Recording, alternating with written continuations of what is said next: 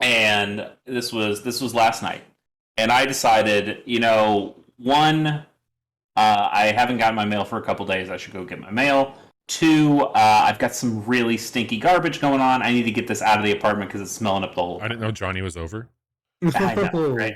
So I bagged up the garbage and went out into the hallway. Got in my elevator, hit floor 1, and nothing happens. Uh-oh, that's not great. So then I use my key fob, which you don't have to hit floor 1, but I use it anyway to see if that does anything. Nothing happens. Then I go, okay, well, let's try the lower level where my car is. Maybe I can get into the basement, and that'll be fine. And nothing happens. And I'm like, okay, well, I'm on my floor. So what if I just hit the button for my floor again and the door should open? That's how it works.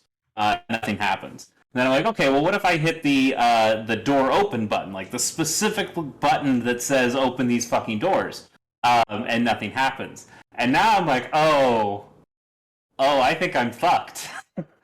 This is bad. And then I go, okay, well, can't you just like pry open these doors enough where it like catches something and then they automatically open? And I could pry it open a little bit, like this much, which I don't know if you know me, I can't fit in this. This is stop. I can't fit a thing in there. If cauliflower can be pizza, you can do anything. So now I'm like, okay, well that doesn't work. I guess I could just yell out into my hallway and hope that somebody comes and helps. But also, I don't think these doors are opening, so that seems bad.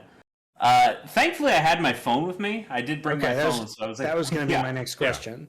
Yeah, I didn't bring my wallet, but I did bring my phone. Also, I have the stinkiest fucking garbage in this elevator with me, and it's terrible. So I call what my building number, and a guy answers, and he goes, "Hey, it's security." I go, "Hey, I'm stuck in the elevator," and you don't want to hear from the security guard when you say something like that. Oh yeah, it's not working. Oh shit! It's like, great. That sounds like a man who knows exactly what to do in this situation. You're well on your way to getting out of that thing. Oh yeah, feeling real great about that. So he says, "Let me try something. I'm going to call you back." And okay, great. And while off the phone with him, the elevator starts moving. Okay, this is good. It gets me down to floor 1. I was trapped in the elevator for all of like 5 minutes. It was a scary 5 minutes. It's still any amount of time trapped in an elevator is... Yeah, oh, absolutely. It is one of my fears, especially when you are not stuck on the elevator on the first floor, but stuck on the elevator many floors up, and you go, God, what if this thing just completely fell? I know there's a bunch of stuff that makes sure that it doesn't do that, but at the same time, I'm fucking terrified of that shit. Anyway, it was fine. I got out, and I was able to throw that terrible garbage away. And then I tried to go back up, not the elevator. I even joked with the security guard, like, I'm taking the stairs this time. And then I couldn't get in the stairwell. My key fob didn't work anymore on the thing that gets you into the stairwell. What the hell, man? I don't know. I'm like, what is happening here? And then the security guard tries his key fob, and it also doesn't work. And now we look at each other like, oh, we're really screwed if yours doesn't work. So now I can't get back home. That's bad. So we're able to call the actual building manager. It's like 10:30 at night, so not super late. And my building manager was able to get somebody from my floor to come down to prop open doors and come get me. But while that's happening, she also is able to talk this security guy through how to like reboot the system. What we think happened was that when he did the thing to like reset the elevator, it screwed up all the key fobs too. It's just like some system that works globally. So it's all connected somehow. Yeah, I guess so. So she was able to talk him through how to make that work. So then we very tentatively tried the elevator again, and thankfully it worked this time. So I was able to get home. It probably took all of half an hour not being in my apartment. But it was a really frightening half an hour when I thought, okay, well, I'm stuck in an elevator, and even when I'm just stuck in the lobby going, I don't have my wallet, and where am I supposed to go? I can't buy anything. I don't have my ID even, or my driver's license for my car, if I could even get in my car. So, if you think it was a fun Tuesday night.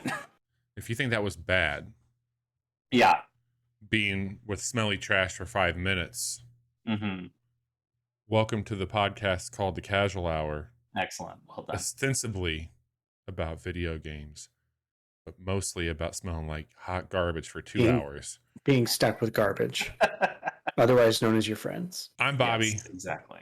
The man that escaped the elevators, Chase Kinnicky, the gamer on the go. And the hot garbage is Johnny Amazich. Hey. How y'all doing? Glad you made it out. All right. Yeah, me too. I think I heard the story dressing that earlier. was starting to go bad. So imagine that wafting in your nostrils. No, I don't. I'm good. Some room temperature rancid ranch dressing. Oh man, that's what you want. That sounds delicious. Mm-hmm. So it is zesty. April 13th. This is episode 268 of The Casual Hour, which is wild to say out loud. That's almost nice. Almost nice. But, look, if we've done anything right. We've made that joke what will be 3 times now. Whenever I mean, it's the joke. What do you want to I'm going to look. Nice. I couldn't. But what day does that podcast come out, Bobby? Our 269th episode actually comes out on 420, so nice.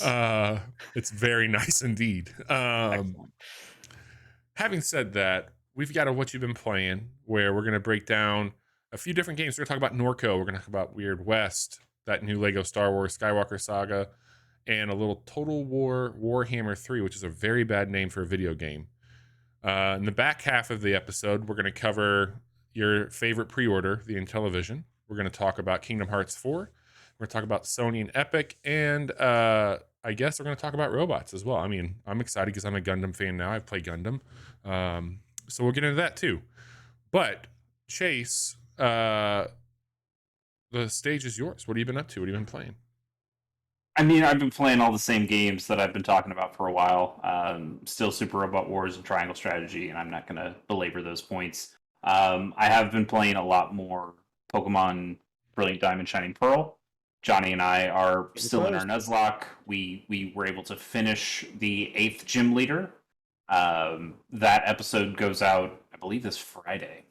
Okay. It'll be a very good Friday watching that episode of our Nuzlocke. But after that, it's a trip through Victory Road to get up to the Pokemon League. And I wanted to just skip that part so we could get to the Pokemon League for our next and hopefully final episode. So I've been playing a lot more of that game. And what do you say? We've said it so many times. It's fine. It's not ambitious whatsoever. It's a Pokemon. It does what it does. It's generally fine. But I am looking forward to doing that last episode. That'll be really strategic. I feel like a lot of this game has been us kind of steamrolling stuff. To get to this point, yeah, absolutely. And the Elite Four is where things are really going to change, especially the champion. And that'll be kind of a fun gauntlet, and it'll really test our skills, and we might lose. And if we lose, we're not trying again. We're not trying with new Pokemon. We're just sticking with our team, what we got, and hopefully we win, but we'll see. Nice. Yeah, but outside of that, I haven't really been playing much of anything. I mean, I still check in on Fire Emblem Heroes every once in a while, but again, you don't want to hear from that. What I have been doing is watching a decent amount of television. I watched all of Squid Game. Because I'm very current. I'm a very current person who watches shows when they come out. It's fine. It's fine. People should watch The Cube. That's a good movie. That is basically Squid Game, but I think better. But I have been keeping current on Halo, which actually, wait, hang on. Let me check the results of the poll. We put out a poll of whether I was going to talk about this show or not. You run a poll about as good as Rudy Giuliani does, so I wouldn't be too proud of your numbers here, The pal. poll here says 60% to 40% of wanting to hear about Halo, so I have to abide by the results of the poll. How and many of those tell were you, only two. Only two of them were me. Mm-hmm. So it would have been a 50-50 if that was the case, and in that point I still would have won. So anyway, I'm gonna keep this short. I watched 2 more episodes of Halo, episodes 2 and 3. It's still bad. It's still telling its own story, which is totally fine. You can tell whatever story you want. You don't have to stick to the established Halo lore because the Halo lore is stupid and who cares. What you probably shouldn't do is rewrite something to be even dumber for absolutely no purpose. Well, Chase, hang on. Yeah. I mean, you were describing this to me earlier, and it sounds like some really groundbreaking sci-fi. I don't know.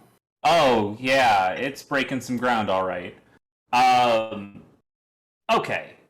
Bobby, you're familiar with Cortana, yes? She looks like garbage in this. She does, but it's like what she looks like sucks, but that's not the bigger It's not problem. that's not the most offensive thing. Hang on a second. Yeah. She's a very fine woman. I don't like the likeness to the character that they've gone for. When I say she doesn't look like the character. That's the thing. It's right. like Cortana was supposed to be based off Dr. Halsey, which in this show her form is not, her voice is also not, but her essential being is, and we'll get to that. But yeah, it's a little weird. It's gonna be short. I'm keeping it to one thing. This is all just about Cortana. It is a little weird that she's not a purple or blue hologram lady, but she is like instead wearing a uniform and has human looking skin and like has just like a faint blue tint around her to be like, I'm a hologram. Here's the problem. In Halo, the video games, she's an AI, and there are a bunch of AIs, and they're aboard ships, and in the Mjolnir armor that Master Chief wears, you can just kind of like plug her in like a USB thumb drive, and now she's in your head. But she's an AI. She does computery shit. It makes perfect sense. So when she's in Chief's head, and she's like, oh, I accessed this computer, or I bypassed this thing, or I contacted this thing on a comm, it's like, yeah, that's what computers can do. In the Halo television show, Cortana is still based on Dr. Halsey, but Dr. Halsey apparently invents ways of cloning human beings, which is something that hasn't been done before in this universe. And instead of being like, hey, I can clone humans, isn't that like a giant leap forward for us? Maybe we could use this against the Covenant in some way. Maybe we can use this for some kind of protection. She goes, you know what? Fuck that. What if we just chopped out a piece of the brain from this clone? And by the way, she clones herself. So it's a clone of her. It looks exactly like her. It's the same actress, except she doesn't have any hair. So you know it's a clone. You know it's a clone because she doesn't have hair. Clones don't have hair, obviously. The goatees in Star Trek? No facial hair that I could see on this lady clone, but who knows if you could do that. It's like that, though. It's to signify, that's... Yes, yeah, like the evil bender, Flexo. Mm-hmm. Yes, totally, the Flexo thing. So she even has a scene where she talks to her clone, and her clone has all of her memories, and she's like, "Oh, you must have made the cloning thing work," and she's like, "Yeah, I totally did." And they have this thing, so it's like, wow, you've got 2 Dr. Halseys now. Like, she's supposed to be like the smartest woman in the whole thing. Like, she's a crazy weirdo who's doing all this experimental shit, but like she's super smart. Wouldn't it be really useful to have 2 of these people going around? And again, she says, no, what if I just kill my own clone and take a piece of her brain out, and that we're going to now drill into the human skull of Master Chief and insert a piece of my own clone brain into his brain, and that's Cortana.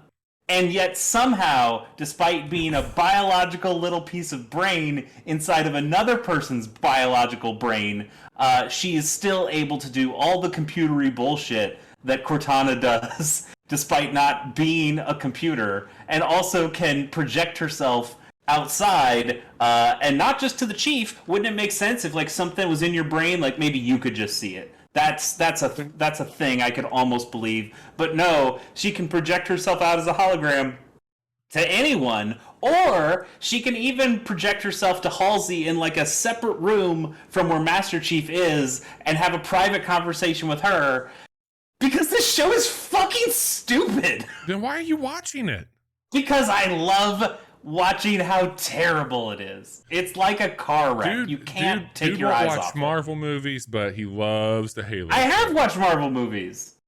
I've watched many Marvel movies. I'm not going to go watch Morbius. I do have a line. I will not cross that line. The Jared Leto line. Yes, I have not watched a Jared Leto movie since. So are you going to keep watching Blade this? Runner? Absolutely. God. I need to see what crimes they do. Oh my god! I don't know if I know anybody who watches more TV than Chase. The biggest Halo apologist here has zero interest in the show. This is it's gross. The show itself is stupid. There's been 3 episodes of the show. There's been exactly 1 fight where Spartans do anything that look like Spartans. Everything else is just people kind of talking to each other or flying ships or doing nothing. What are you doing? You don't understand what you have on this. On this. I'll ask one question, and then we can move on from it. Sounds great. What is more depressing, this TV show or Halo Zeta from Halo Infinite? I haven't played Halo Infinite, so I can't tell you. This TV show is the obvious answer. We are 3 episodes in. There's some key. There is some you just want to push my fucking buttons. That game is a good game, and you just want to Bobby is feeling pain for me telling this story, so he needs to deflect that pain onto somebody else, and that's what he's doing with Johnny. The whole show revolves around these keys that they find that they can touch that feel like some Forerunner thing, and I think they're supposed to end up being some map to the actual Halo. We haven't seen the Halo yet. Finale. Honestly, probably. God. How many episodes are there supposed to be? They'll never make another season again. I hope not. Somehow Master Chief and some other girl who was kidnapped as a child by the Covenant and now is some weird spy are the only 2 people ever who are able to access these keys. It's very stupid. Norco now, please. Yes. The show is very stupid, but again, I can get by all that stuff. Tell your stupid story, do your stupid shit, I don't care, but to overcomplicate something and make your computer thing not a computer but also a computer is so stupid. It's so fucking stupid. It's so much worse than Master Chief taking his helmet off, which I was pissed about the last time we talked about this. There's butt. So anyway, it looks like they've had 3 episodes, 6 more to go. Great. I'm in. I'm in for all of them. He's in, he says. All right. So you've been watching Halo, playing still some of the old favorites, a little Triangle Strategy, a little Super Robot Wars. You check in on Fire Emblem Heroes. Anything else you want to talk about? I played a little bit more Kirby. Again, we've been over it. Same. Yep. Cool. All right. I've been busy, Chase. Yeah. I beat Weird West. Good. And had a great time with that game. Got to experience all 5 characters, and I'm really happy with the story that I told.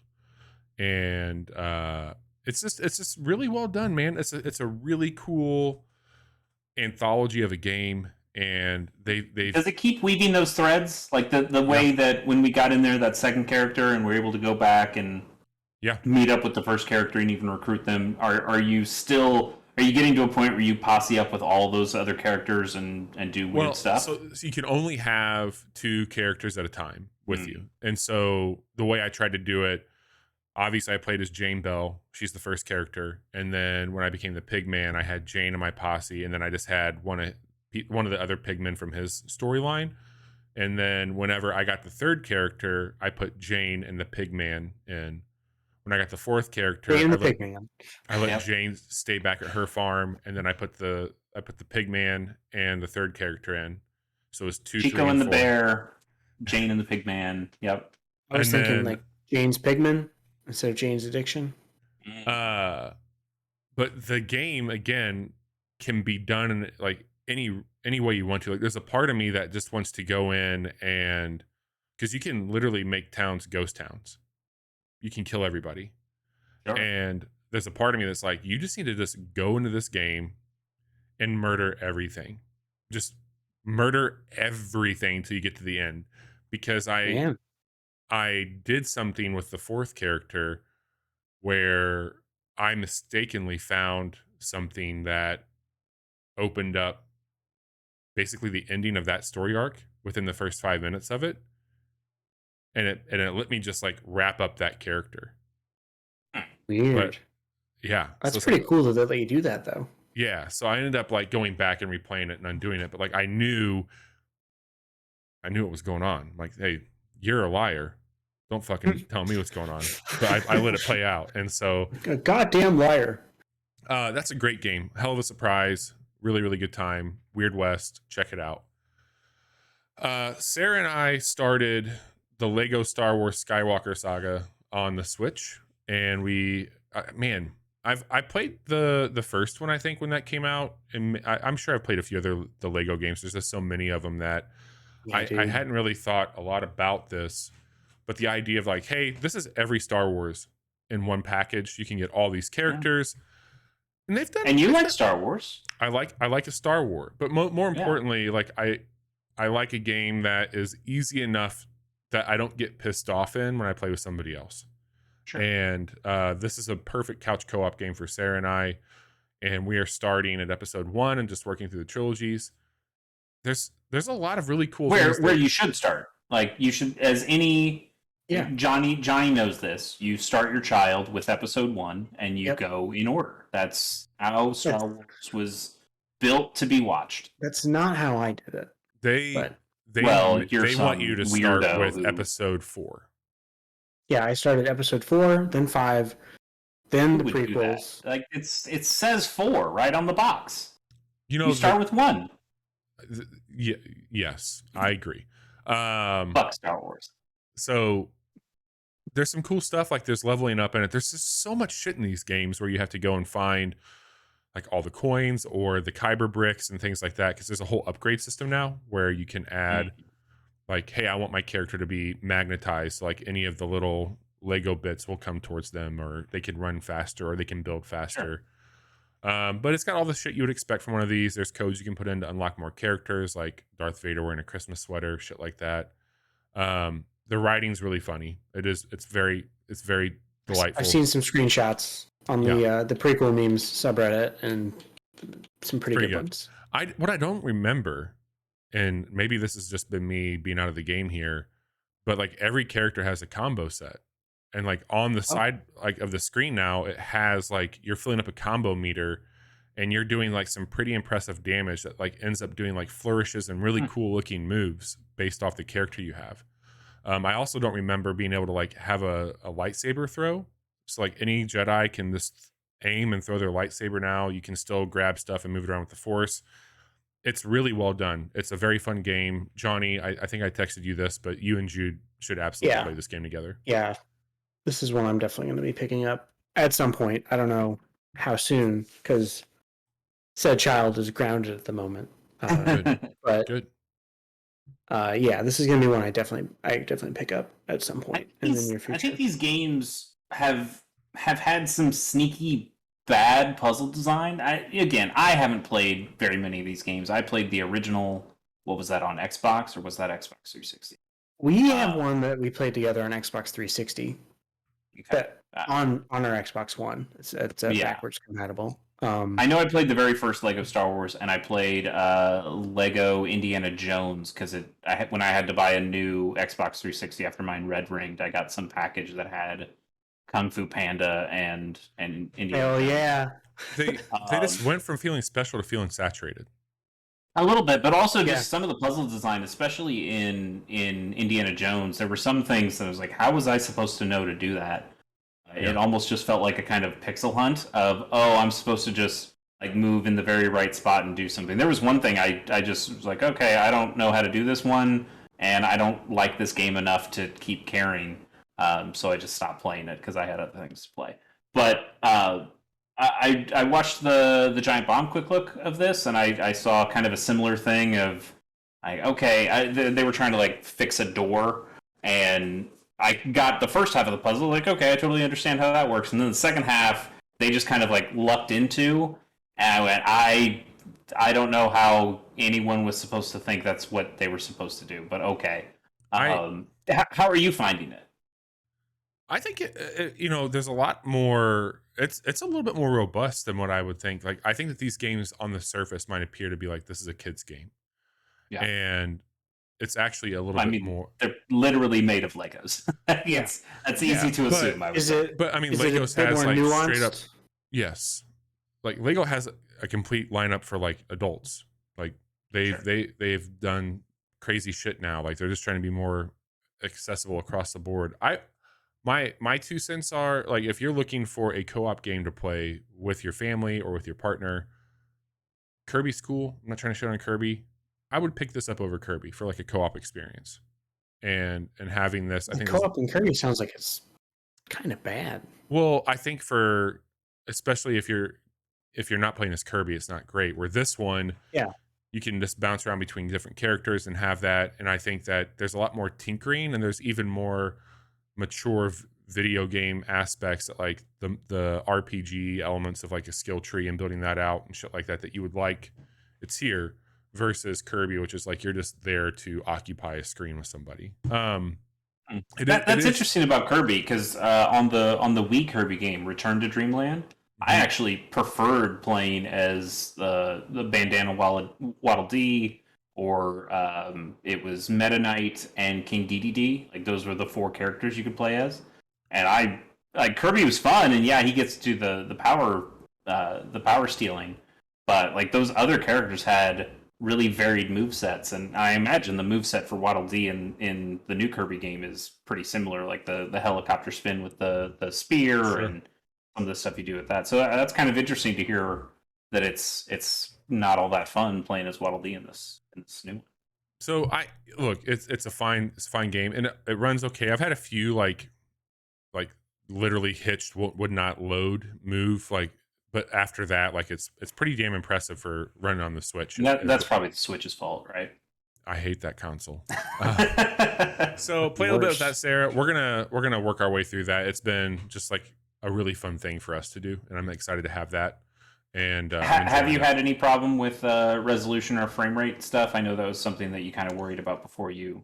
Yeah, that's what I was alluding to. Like, there's been a few times where like it's just kind of been like, oh, we're gonna hold for like 3 seconds, and then it's really good. It looks good. I think it. I mean, it's on Steam. I would love to play it here on my computer, but sure, I'm not doing that for like the graphical experience. I'm doing that to have that with Sarah. That's what I want from that. All right, here's the main event. I started and beat something since the last time we hung out. And the anti-Johnny, we call that. The anti-Johnny. And I have not stopped thinking about it since I hit credits. And that nor talking about it. What's that? Nor talking about it. Yeah. Because you've coerced the 2 of us to also play some of this game. I had this downloaded already. Don't. Okay, whatever you want to say, Johnny. We're going to talk about Norco, and I'm not going to spoil anything because I care about you too much, and I respect this game too much to spoil it. What I will talk about is some of the things that it does that I find pretty impressive. If I do dabble on anything, it'll be like more early, like what you could experience in that first demo, because there's a demo you can download on Steam right now for this game. It is on Game Pass also, $15 if you don't want to deal with any of that stuff and just buy it. This is a point-and-click adventure game. It's published by Raw Fury. I can't remember the developer's name. I just had it. I just lost it. Look it up. I made it through Act 1. I'm in the beginning of Act 2 right now. If that helps. This game can be beat in anywhere from 4 to 5 hours.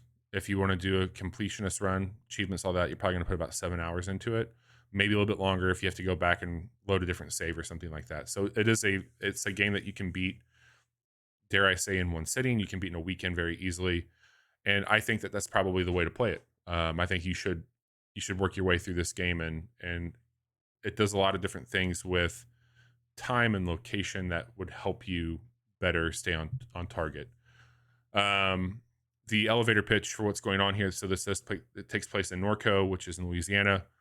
I don't recall like what time frame it is. Like it's modern Near enough with future. near future, like 2036 maybe or something like that. I can't remember. Yeah, it's not too far off. It is Geography of Robots is the developer. You play as a character named Kay, who has been away from home with you have a brother and a mother. Your mother's ill, you're coming back home, and a lot of what you left is here. So a few things that I'll call out in this point and click adventure, I think that it's been compared to a lot of different things. There's a few games that I feel you could say like, hey, if you enjoyed aspects of these games, you're going to enjoy Norco. And I would say that Disco Elysium comes to top of mind. I think Kentucky Route Zero comes to mind. And I think even Night in the Woods comes to mind. And I think that those are some games that you could look at as like maybe... Yeah, more heady, dealing with more... Maybe more as like tone pieces, because this plays very much like a traditional point and click adventure game. Correct. Whereas those other games had platforming in them or RPG elements. Yeah, right. Whereas this game is like, no, you've got like an inventory of where you can put items and into and things like that, but you're mostly just tapping on dialogue choices. There are going to be a handful of mini games that you'll experience in this. So it is on PC only right now. It does work on Mac as well. By the way, we didn't mention that earlier, but there are going to be some things that you're going to be interacting with the characters that you come across playing with Mac. Mm-hmm. You said very cool. Yep. There are characters that will have different interactivity things. So like one might be more of like a Simon. Like remember that game Simon? Like it might be something like that where you're inputting. But the game is definitely like it is a fever dream of a game, and it is a surreal landscape. It's a gorgeous pixel game. The soundtrack is phenomenal. I think what stood out to me and like what I keep coming back to in my mind is just how fucking incredible the writing of this game is. Like the writing is so good, and it is very much something that like I find there's a lot to relate to on the way that people would talk. And that is something that's always hard for me in games is like, this isn't how me and my friends would talk, right? That's not how these people would talk. But I think that they do a good job of... Yeah, there's a message board or the comments of something that you're reading on your laptop. And I'm like, oh my, holy shit, this is spot on. Yeah. Like, I mean, that was something we kind of praised Night in the Woods for. It's like, I remember saying, this is not how we talk, but this is how... this might not even be how kids talk, but it's how this universe's kids talk, and it felt very authentic to that. And I think this game has a similar kind of thing, but I think it is closer to real life, where you just have people going, well, I guess they're not saying bruh, but they're saying breh. Yeah, it's that in very much Cajun the same inflection context. Yes, sure. Typed out Cajun inflection. It doesn't have the same level of hyper violence, but there's a cerebral quality to this that also reminds me of Hotline Miami a little bit. Yeah, I can see that. Not like it's more of an indirect, like especially with like the music, it's a very like synthy and kind of grungy and. I think Bobby actually kind of. I know he praised the music, but I still feel like you kind of glossed over the music, which is fucking bangers from top to bottom. I didn't want to stop getting off that first screen because the synth song that they start the game with is so good. I know. Oh, the music is so good in this game. The music is so good, and how they use it to invoke emotion from you. And like as you play through this game, it's hard for me to like try and add the weight to this statement that I'm about to make. But I have a really hard time connecting to humor in games. I think it's really hard for me to find things that like you two will say something or we'll make fun of something and like we'll be laughing, like belly laughing at shit. I don't think I've ever had a situation in a game where I have like been kind of like hunched over laughing hysterically at things like I have in this game. And I went from those moments to moments of like, at times, like, I'm kind of fucking scared, or like, I'm really anxious and tense right now, what's going on, or like, I'm feeling pretty heartbroken.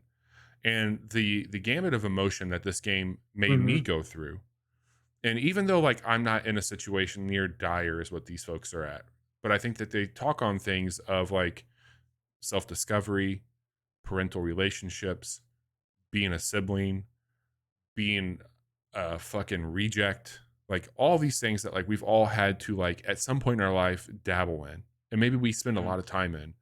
The game Some like handled working class struggles and Yes. the way capitalism exacerbates those Absolutely. things. Like the other thing for me, like my parents live in my hometown still. I go home to my hometown, Fine.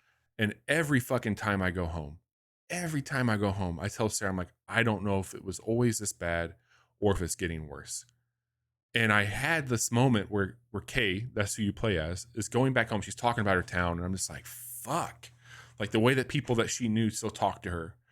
And like there's an early encounter at a gas station that's just fucking it's so good. God, it's so good. We talking about the film director? No. Or are we talking about the guy? The Okay. guy. Yeah. The guy's pretty good. I thought the film director was hilarious. Oh yeah. I haven't met Yes, the guy was good. I don't know if I've met the film director yet. He's just to the left of where you first go there. Yeah. It's just a really small side thing. It's okay. I don't even think it has any bearing on the story, but it's very funny. The other thing I like about this, I've played a handful, like growing up especially, like there was always like a point and click adventure game on the computer, and usually it was like way over my head. And I just felt like they were always a lot to manage, like, no, do this, do that. And I think that this game is more focused on you experiencing its story in this way.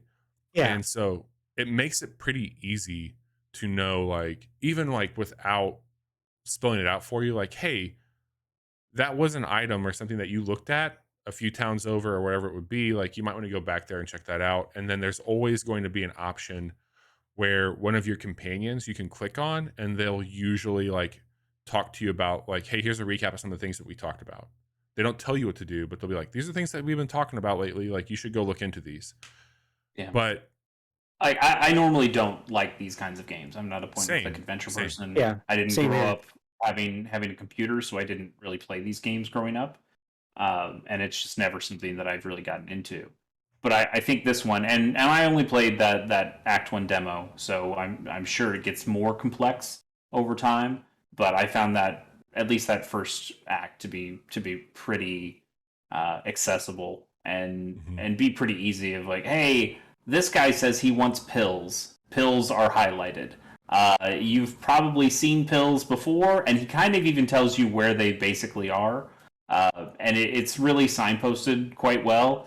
And the point of this game is not weird puzzles, at least not at the beginning. It is talking to people. It's telling stories.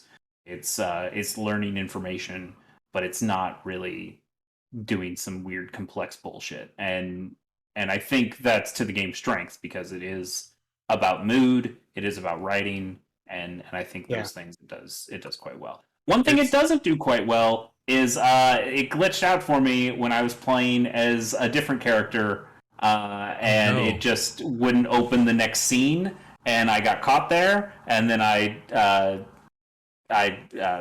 closed the game and opened it back up and tried to lose my save, and it loaded right back to that screen that wouldn't pop up.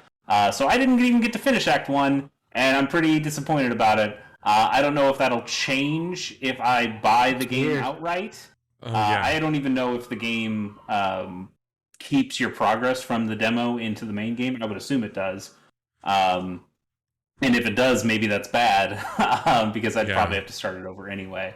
But even that doesn't deter me too much. I really enjoyed my few hours with this. The one time I did put it down was to go pick up some mail, and then I was stuck in an elevator. So it took me a while to come back and get to the game. But then when I did, it kind of glitched out. So it was just a perfect way to end the night. But it's still a pretty good game. I love weird things. I absolutely love weird things. And like Weird West, right there. When I was really into making art, Like you would say that like he dabbles in surrealism. Like that was like a big focus of how I worked, and that's the type of like art I like to look at. That's the type of storytelling I really enjoy. See, that sounds like something an art school kid would say about another person who is like fucking like off the deep end. You're like, oh, he dabbles in surrealism, which I think what they mean is this guy should be committed. Look, like that just sounds like some backhanded insult somebody would say. This is one of the weirdest games I've ever played, in the best way possible. And it seems pretty weird. I mean, like it's doing some stuff, and it's tickling lots of different parts of my brain where it's telling this very like personal, like emotionally gripping story, but also like there's conspiracy afoot, I'm pretty sure, of some kind. Yep. And you're peeling back the layers, and it's a story, it's a story of coming back home and finding out maybe your parent wasn't the person you thought they were. Right. And when someone passes away and they're no longer there to contain all of their secrets, and you go looking, who knows what you may find. One of the things we haven't mentioned that I think really deserves mention here, because it's a major mechanic of the game, is the mind map. It's fucking awesome. It's kind of like a living codex.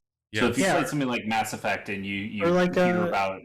Yeah, like a detective board. Like with the conspiracy strings and all that stuff. A little bit. But like if you're playing Mass Effect and you learn about a new race, it pops up in your codex and then you can go read that entry.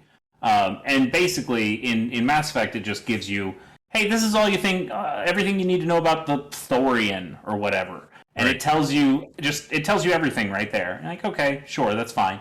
This game doesn't quite do that. It gives you this map. You can see all the nodes on it of things that will go in there, but you don't know what goes in these things. And as you have conversations with people, or as you look through photos, or anything that might inspire you to remember a thing about a person or a place or sometimes even a thing, those things will fill up the nodes, and it doesn't give you the full story there. You click on one of those nodes and it starts a thought, and you as the player can decide for the character how they feel about certain things. Yes. So it talks about your brother, and it says, I forgot the brother's, Blake. Blake is ... and it gives you a couple options, and one of them's like a complete fuck up, and the other one is kind of misunderstood. So you can put a little bit of yourself in K as you pick these options, and it does kind of go down a little bit of a story, but that's the story it's building about your brother. Yep. And as you continue talking to different people and learning new things, sometimes you'll see a new connection that talks about your brother in relation to this other thing. Oh, it's a Stranding game.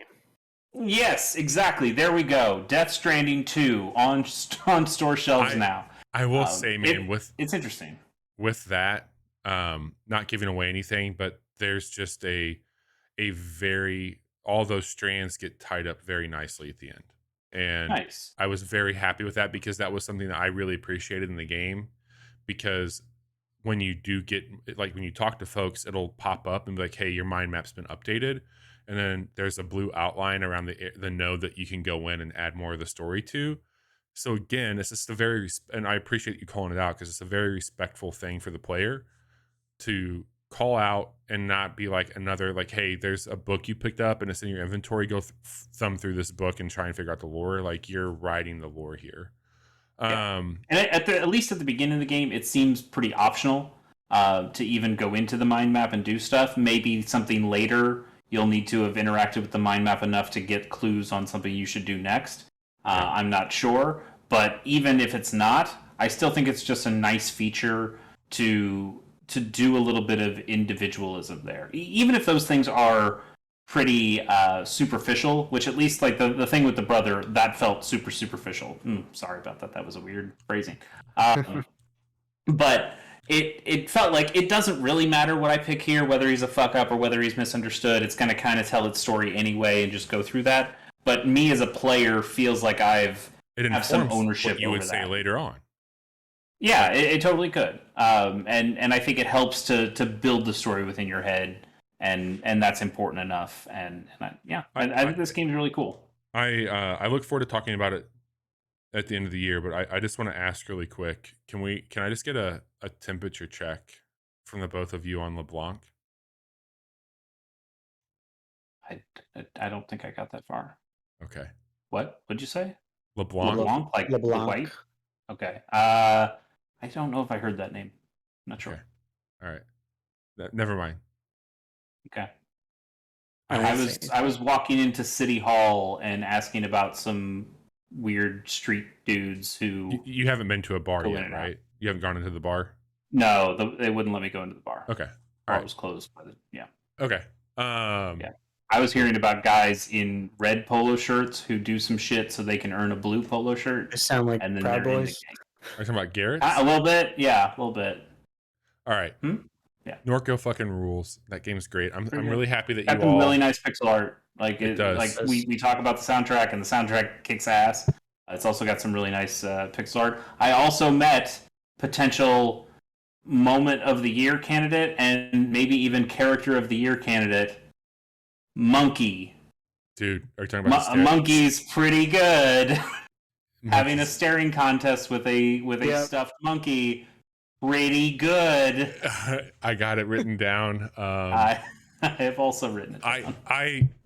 I've kept a note, and I'm done talking about the game. We're transitioning to Johnny, but I've kept a note of just like the games that I've been playing, and then I usually will just like put the game title down in like our categories that we like to use. But I've been trying to be a little bit more like I have an actual notepad open when I'm playing games now, and I'm putting things in, and then I'll put like BC, best character, something like that next to it to like jog my memory. And it was a really fun way for me to have something that I could come back to when I'm playing this. But like one of the first ones I put down was Monkey, and Monkey's pretty good. Monkey's pretty good, but LeBlanc is better, and that's all I'll say. Johnny, outside of Norco, you've been playing a really bad titled video game. Oh my god, yeah. They have very confusing names. So this is part of the Total War series of games, of which there's like Total War Shogun, Total War Rome, etc., etc. Total War Three Kingdoms. Yes. So I played a decent amount of Total War Warhammer II whenever I first built my PC a couple years ago, and had a pretty good time with it. And when this one came out, it was around the time that Horizon and Elden Ring and Dying Light, like there were all these other things that took precedent over this one. And so it's just been on my computer since it came out on Game Pass, on PC Game Pass. And just this last week.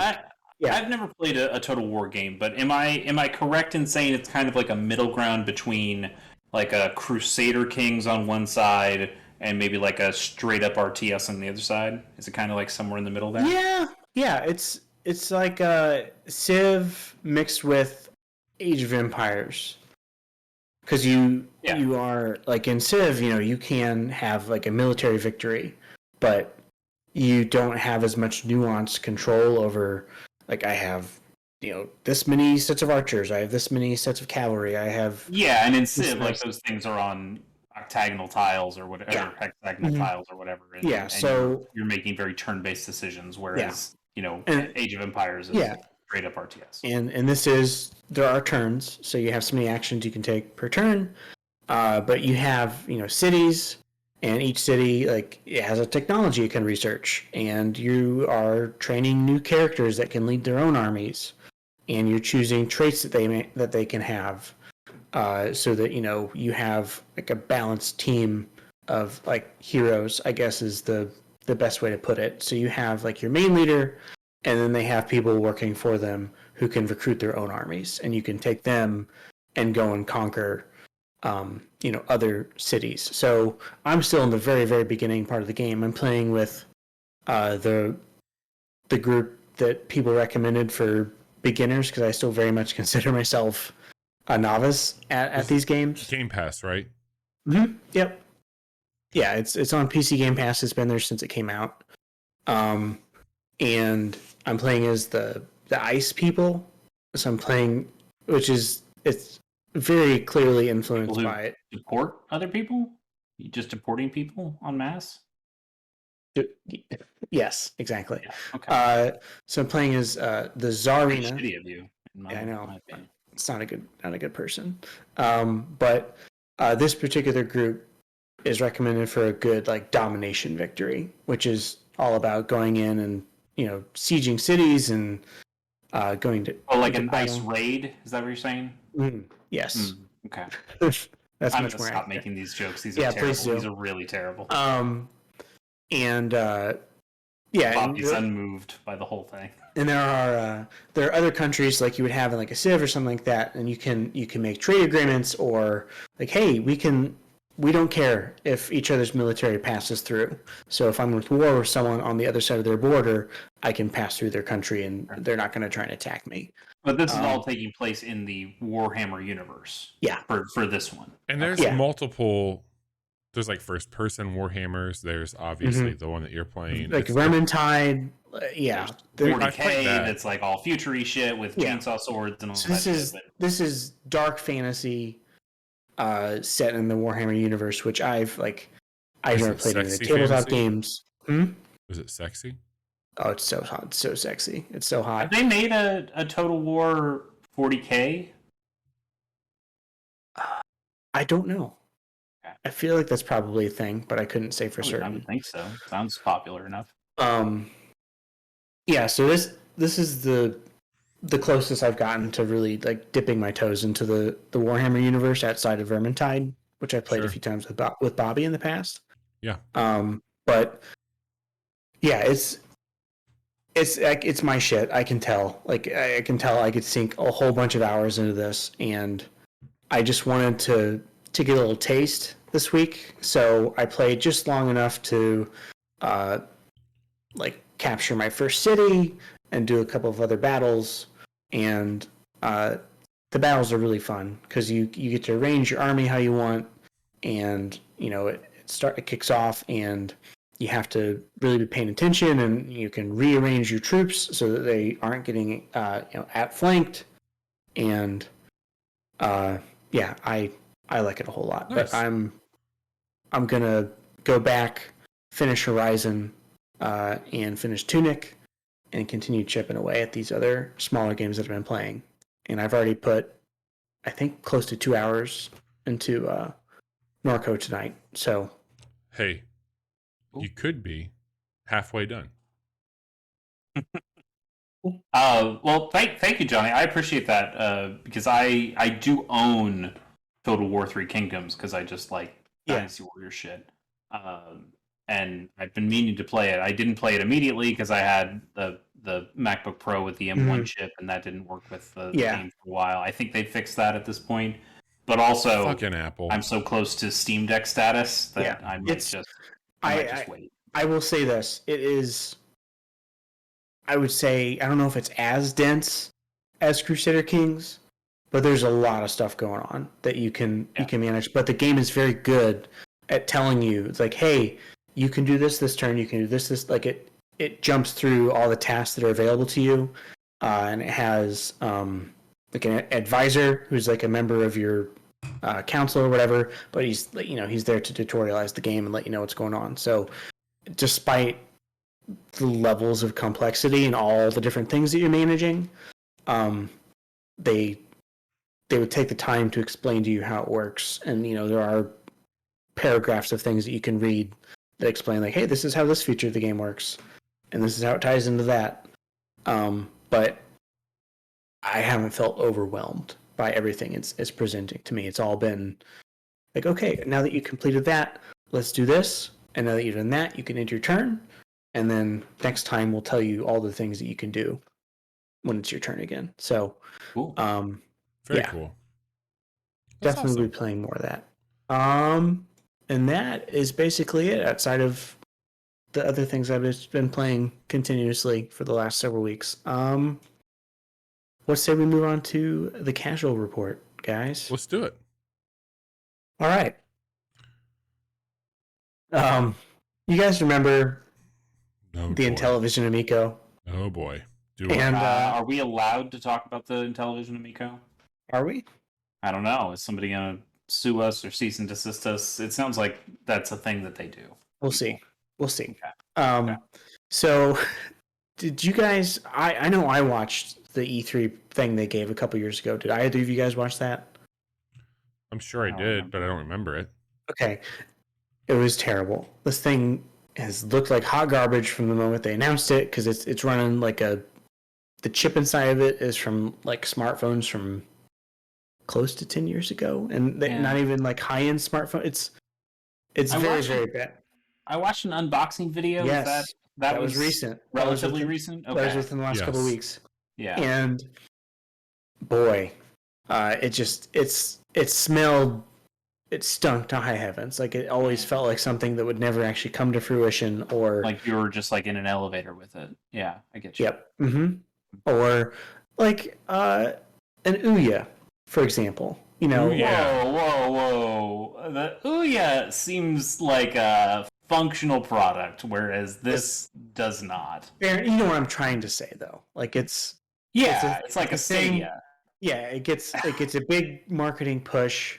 Yeah, and then right now it's probably closer to the Phantom. You guys remember the Phantom? Yeah, that was the console that was going to be able to play all your discs, all your Xbox and your PlayStation discs. Like we're the one console that plays them all. Oh, I don't think so. Anyway, stupid. So, GameStop is reportedly canceling people's pre-orders. Wait, they're just shutting it down? So, GameStop is reportedly canceling Amico pre-orders at Intellivision's request. So, people have been getting emails from GameStop. It says, "Dear customer, due to vendor cancellation, we will be unable to fulfill your order. We will be canceling your order, and you will not be charged." Members of the private Intellivision Amico Club have also been reporting that they too have had their orders canceled. There's not been anything from Intellivision, right? They kind of get out there every once. We've heard so much stuff kind of from them or from the periphery of them. Yeah, there's been money troubles that have been brewing for a long time. Oh, they got like a round of VC funding, or we're asking for a round of VC funding, and we're already saying like, hey, this isn't going to be enough. We're going to have to do another round at some point. They were doing like not Kickstarter exactly, but they were doing crowdfunding campaigns, going like, hey, this isn't going to cover everything, but we do need some money. Please give us some money so we can do this. Like, it doesn't even seem like they have enough money to make enough of the things, which might be why this is happening. Earlier this year, they said, if we don't get more money by blank date, which was not that far into the future, like they would not be solvent. And so they were looking to raise $5 million through Start Engine, which is God, I think anyone can invest in. And they only made $58,000 from 54 investors. Yeah, and I think even some of that, like there were a couple of like $10,000 donations, which felt very much like, hey, maybe these are from people who are just trying to like seed it a little bit. Maybe these are people on the board. Yeah, you know how people are like scamming stuff now, or not now, but recently with NFT shit of like, oh, this sold for so many millions. Like, yeah, because you bought it yourself and just called it whatever price you want to make it seem like it was cost that much, but it doesn't. So, I don't know. Look, I don't want to say I take pleasure in seeing this crash and burn, but we know it's real. Like there is that unboxing video. There is a machine that this thing is a thing, and it can plug in and it can do some stuff, and it's got some store. I don't think any of those things look especially good. No, they look like the advertisements that pop up for other games on my son's iPad when he's playing a free-to-play game. Like it's is this real? Is this just an animation you made? And the games kind of look like it. This is maybe disparaging to the people I don't mean it to, because I want to keep my ire towards Intellivision and not to developers who are making things for Intellivision. But all the games I've seen so far look like games that would come in like one of those 25-in-1 thing, plug and play things you'd get at the mall kiosk. And I don't think that's what you sell a $250 console on, whatever it costs. Yeah, that's the other thing. You can get a Switch Lite for $200. Which I mean, Bobby hates Switch. it, but I still hate think it. it's a better deal. But I would tell you to spend your money on that. Yeah. This just seems like it's not even going to be like this. This to me seems like it might be one of the biggest stories ever of a fucking failure to launch when it comes to gaming. Yeah, it seems not great. Doesn't seem great. Poor like I make a lot of fun of Stadia, but like at least they got it out there. They didn't do anything with it once it was out there, but they did get it out there. They got it through the door. That's something. That's something, all right. You know what else is something? Oh, please, no. That I thought we would never have to hear about again.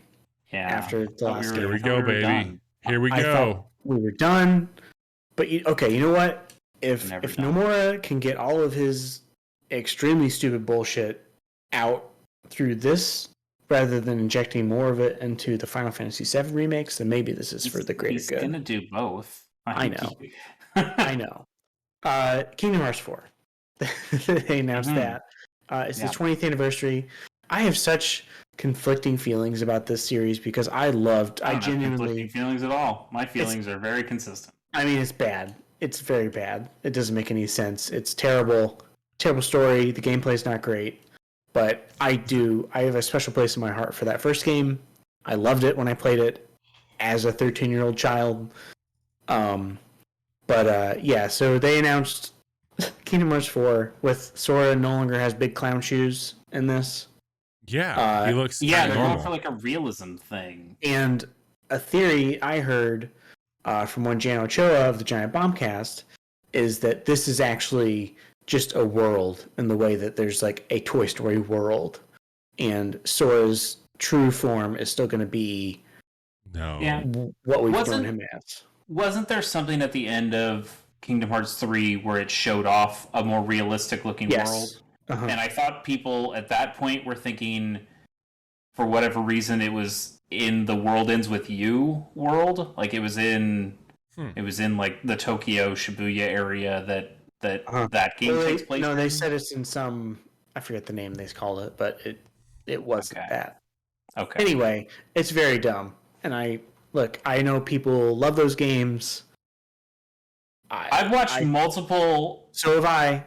Extremely long lore videos to try to understand what the fuck is going on in these games, and there's no understanding what these games are about. Even I would imagine the hardest of hardcore superfan doesn't know what the fuck is happening in some of these games. And some of it is just such bullshit. Yeah. It's better to be ignorant of some of that. Like you'll probably have more fun in these games if you just let it wash over you and be like, oh, Donald Duck did a Zeta flare. Hey, that's all you need to know. Some of the summons in Kingdom Hearts 3 are a lot of fun. They look really cool. Yeah. I played multiple hours of that game. It was not a good time. Anyway, Sony invested $1 billion into Epic, and this brings their total money that they have invested into Epic up to $1.25 billion. Do we know what that translates to in terms of ownership? Because wasn't it like how much does Tencent own? Tencent owns like 10%. I thought it was something like that. I didn't know if it was just me saying 10% because it's Tencent or not. Mm-hmm. I don't think this article. Yeah, it doesn't mention what percentage ownership they might have, but that is a not insignificant amount of money to invest in something. Certainly not. No. So interesting, and also, I think points further towards Sony's like long-term goal of having more live service. It ties in with like for Unreal acquiring Bungie. Maybe. I don't know. With I mean, everybody moving to it that can certainly platform. solve multiple problems. I imagine something like that. Epic has many things that they can do for you when you partner with them. So Yeah. it makes some sense. Yeah. Finally, What I'm hearing is that the next Rock Band is exclusive to PlayStation. Exactly. That's what I'm hearing. that's right. You heard it here first, folks. Yeah. Finally, some really positive news here. Yeah. Finally, a good news story. Finally, some delicious fucking food. Super Robot Wars 30 is receiving a free update and DLC expansion pack. Well, the DLC expansion pack will be This paid. will be a second one, right? This is technically the third DLC. Mm-hmm. Got it. So they when the game came out, they announced that there were 2 DLC packs.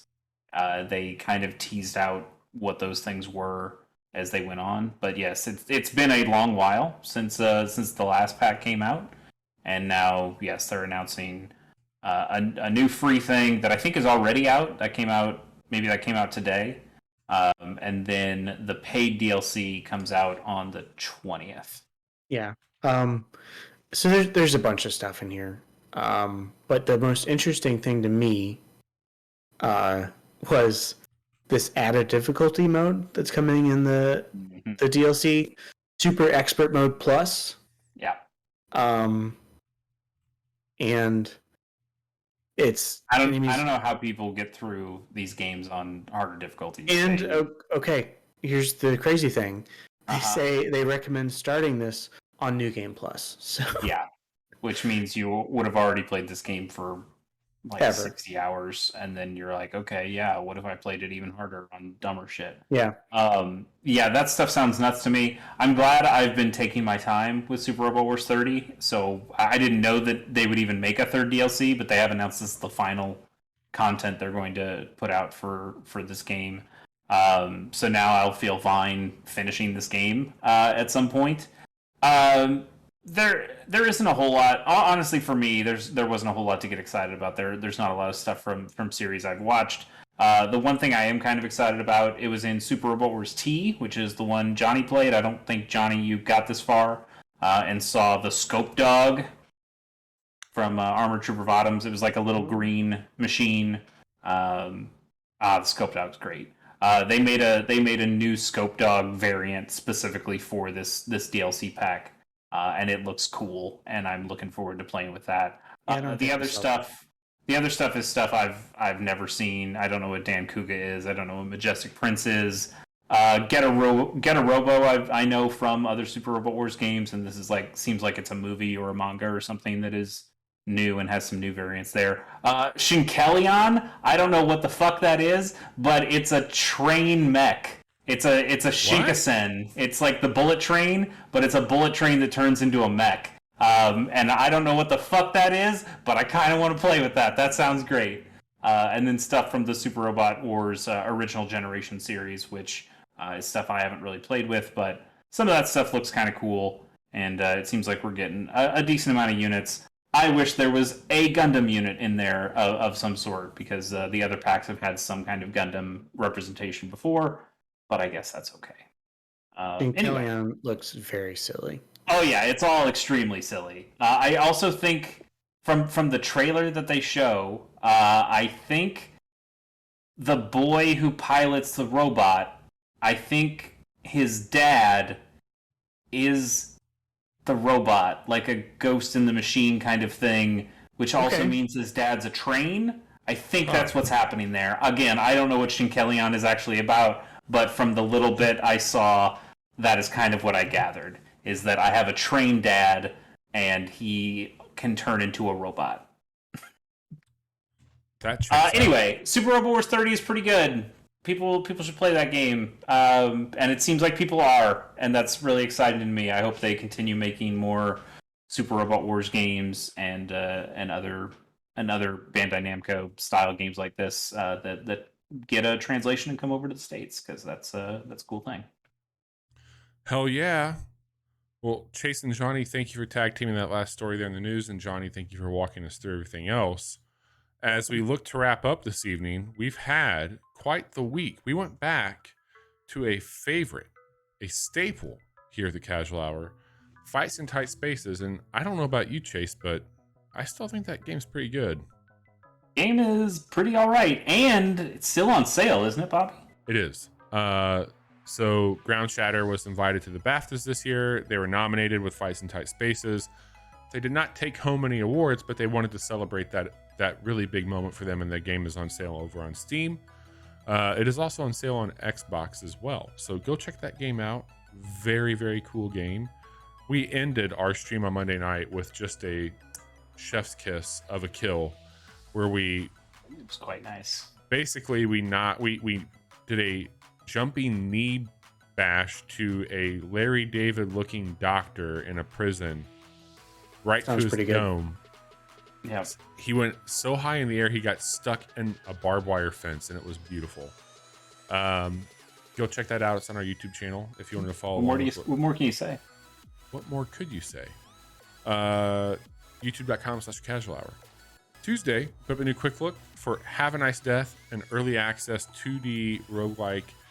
A lot of charm, hyper polish, very mechanically sound for being early access. Hollow Knight meets Dead Cells.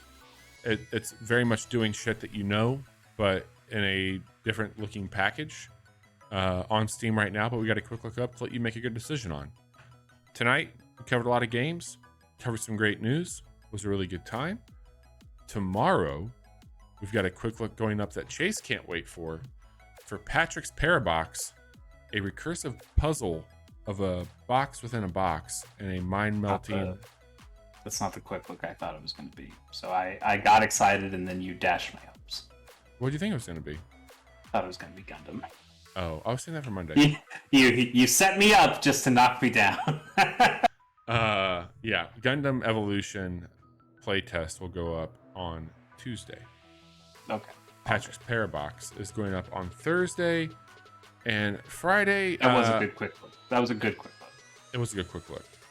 I'm going to be out of town this weekend, so we're going to cancel our Casual Friday stream, and we will be back Monday with actually Patrick's Parabox. So if you want to tune in for the quick look, do so. Like, subscribe, follow where you can. Stay up to date on what's going on with us. We would love to have you around. Chase, you do a lot of fun things. You talked a little bit about it at the beginning of the show, but why don't you give them the full-on deal for what you do?